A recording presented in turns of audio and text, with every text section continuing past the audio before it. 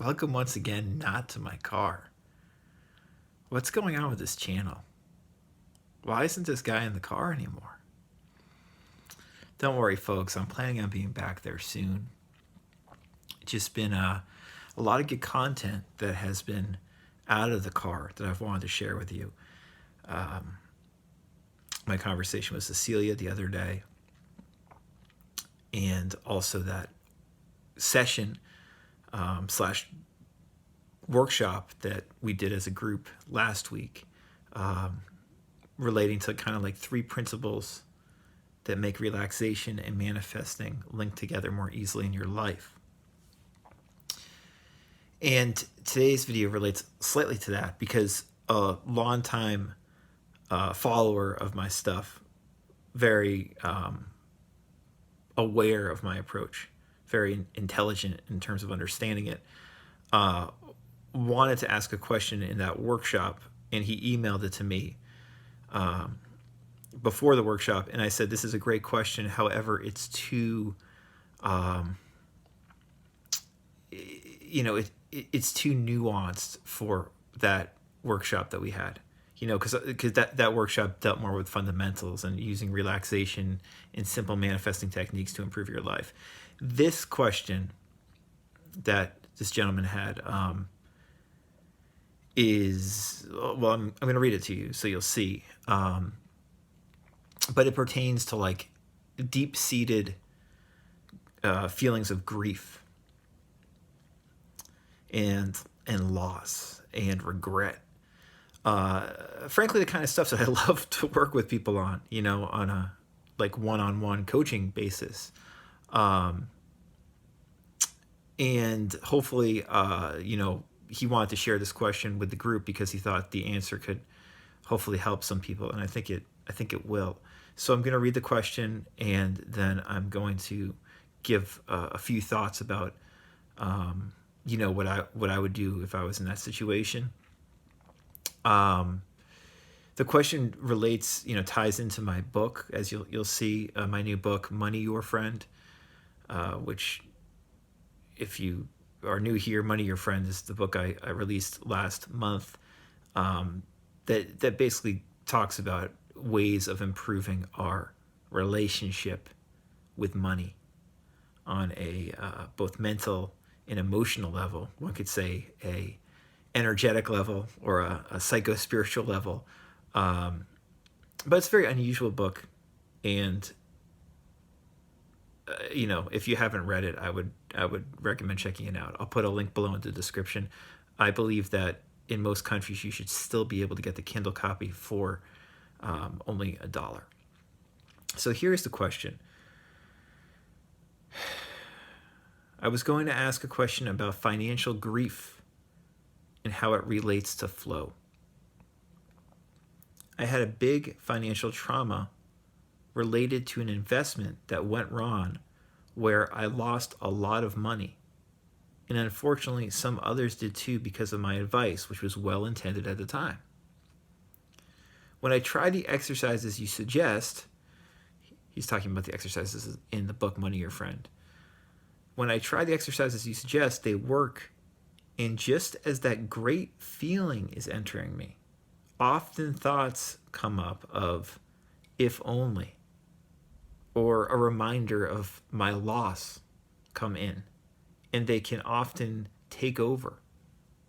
The thoughts, thoughts of lack and limitation, basically, right? And, instead of that great feeling, he starts to feel guilt and shame. This is where I feel guilt and shame. It's like a black hole for my good thoughts, or a leaking pipe where the universal flow leaks out instead of coming to me. I try to focus on the source as my supply, in my inherent abundance, like Joel Goldsmith says. But my mind says things like, you could have paid your mortgage off if you hadn't done that, or you could have helped your family so much if you hadn't lost that money. I think of myself as someone who has a lot of faith in the universe, but sometimes this part of my psyche is very strong and it is difficult to release. I wanted to share this on the call as maybe it might help others on how we can surrender or get past these financial griefs, wounds. Many thanks. So, a really good question. And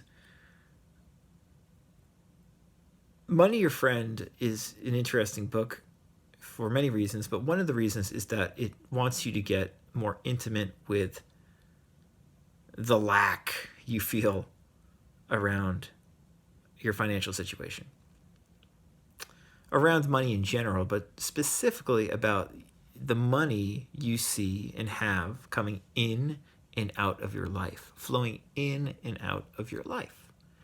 Because the money flowing in and out of your life freaks out most people a lot. And it freaks people out not just on this very conscious plane where we're very aware of it, but it freaks most people out primarily on a subconscious level, meaning that most of us have a lot of very nervous, stress-inducing thoughts about money each day that we don't really even notice. They're there, but if we're not looking out for them, if we're not very aware of them, they just sneak on by and we just accept them. Thoughts like, oh, this is a bad investment, or like, I'm going to run out of money if I do this could be really bad. Or, like the gentleman said here, you should have paid your mortgage off. Or you could have paid your mortgage off if you hadn't done that. Or you could have helped your family so much if you hadn't lost that money. Big negative thoughts and judgments, right? Coming up, and we don't even notice them. Like, you can be feeling pretty good, and then there might be some kind of something that triggers a thought like, you could have helped your family so much if you hadn't lost that money. And we don't notice thoughts like that usually. And it hurts when we have that thought and accept it. And we don't notice it, and it makes us feel trapped about money. It makes us feel like the flow of money could potentially run out. So in Money Your Friend, the first habit in the book, that I recommend people do for 30 days, or, habit, or I use the term habit loosely, exercise, right? The first exercise or habit I say you do is, you want to write down a statement of something you want, right? And then connect with the feeling of that. Like, I'm now a wealthy and loving person, for instance. You could write that down and then say it out loud to yourself. I am now a wealthy and loving person. And then just take a moment. You can close your eyes, take a moment to feel that. Right?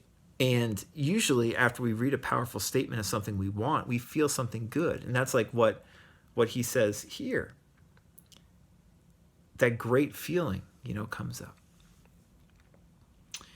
But then what happens to him, and what happens to a lot of people sometimes, is thoughts like, if only, or a reminder of something negative in regards to money or in regards to something else in our life. Because the statement doesn't have to deal with money necessarily.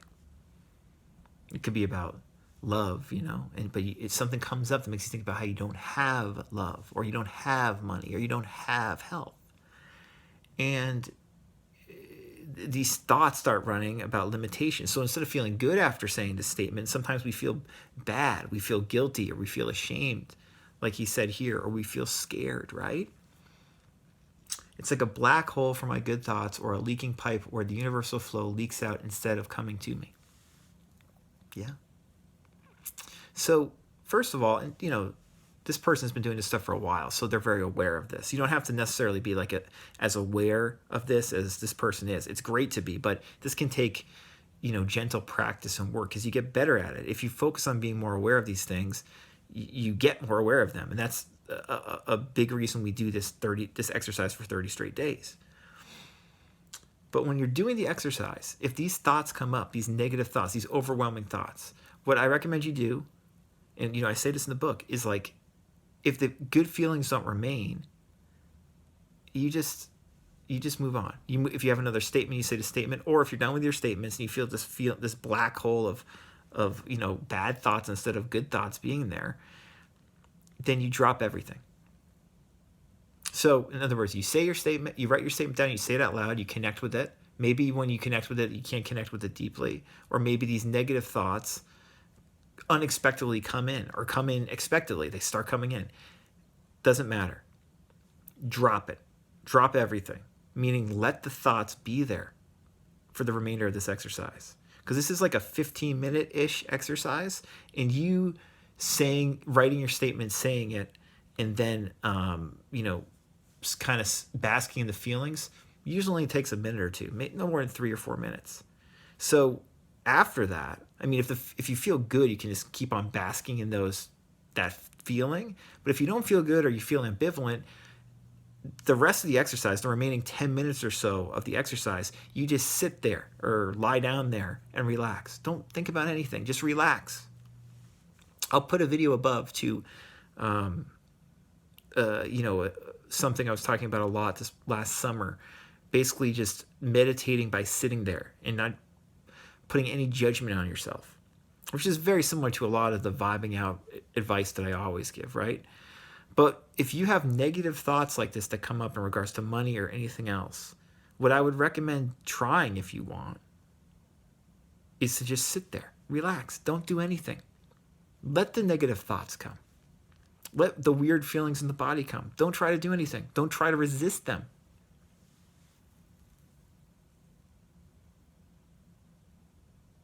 That's how to work with them, in my opinion. The best way to work with them effectively and get to know them better.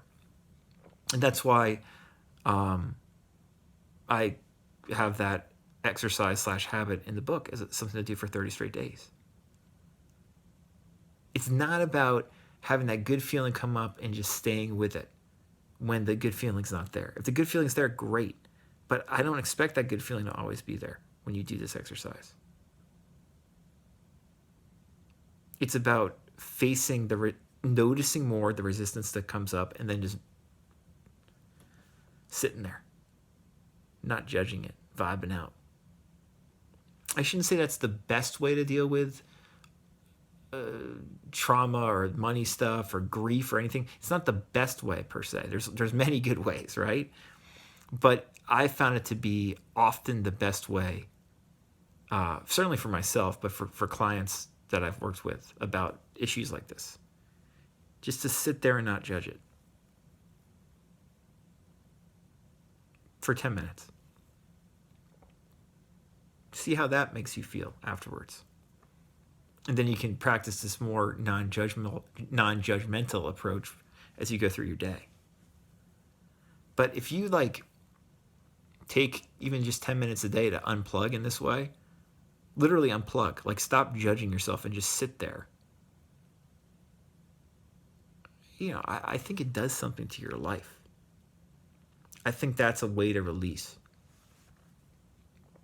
And you become more aware of the crap in your head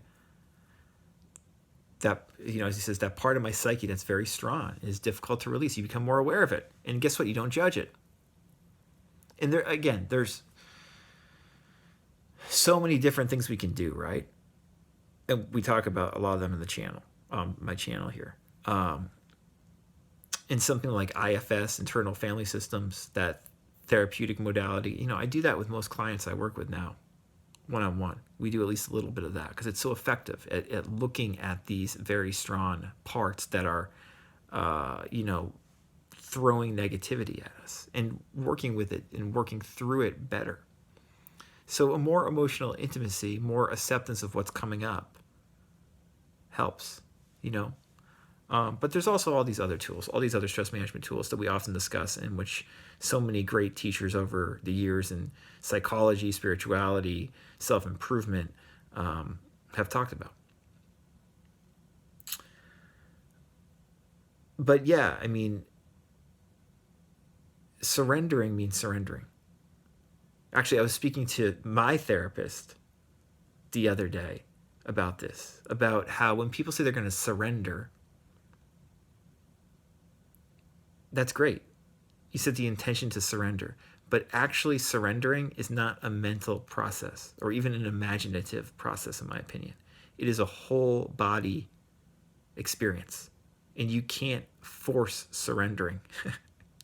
You can't make yourself surrender. You can't.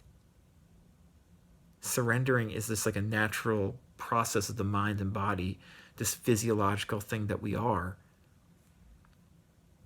And it's not being in control. It's being out of control in the best way. That's what surrendering is. And whenever we do surrender, which is not of our own volition, but the volition of our mind and body, our physiological being, when it just does that, there's a lot of magic when that happens. And it happens naturally. It's part of our physiological response to things. So keep that in mind too. But processing stuff, being cool with where you're at right now, being more aware of these things that come up that bother you, are very helpful in making us feel better about money and other difficult subjects in our life. So I hope this was helpful to the gentleman who wrote this in. And I also hope it was helpful to people listening who are in similar situations, whether it's dealing with money or health or relationships or your job or whatever, and we're all in situations like this to some degree for sure. So if you have any follow-up questions, or if you would like to talk to me one-on-one, have a free 15 or 20-minute consultation with me, I can be reached at radicalcounselor.com or directly at my email, which is info@radicalcounselor.com. Until next time, be well.